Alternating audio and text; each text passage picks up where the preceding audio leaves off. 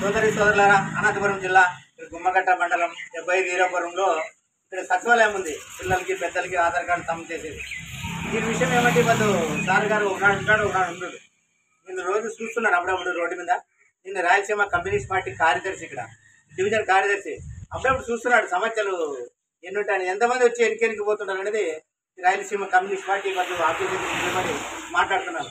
ఇక్కడ చిన్నపిల్లలు ఎక్కువనే ఎక్కడెక్కడ గ్రామాల నుండి వచ్చింటారు. వీళ్ళు పని పార్టిసిపేట్ భార్య భర్త పిల్లలు అందరూ వచ్చింటారు. అందరూ వచ్చినప్పుడు వాళ్ళకి ఇబ్బంది బాలే కదా అది అని రాయలసీమ కమ్యూనిస్ట్ పార్టీ ఈరోజు అధికారికి ఆఫీసర్కి మాట్లాడుతున్నాను. ఈ ఆఫీసు లేదంటే పెట్టుకుంటావా, లేదంటే మూసేసుకుంటావా, అది నీ ఇష్టం. కంటిన్యూగా ఉంటావా ఉండు, లేదంటే మూసేసుకో ఆఫీస్ని అనేది, లేదంటే మేము పై వరకు అధికారుల వరకు పోతామా అనేది రాయలసీమ కమ్యూనిస్ట్ పార్టీ డిమాండ్ చేస్తుంది.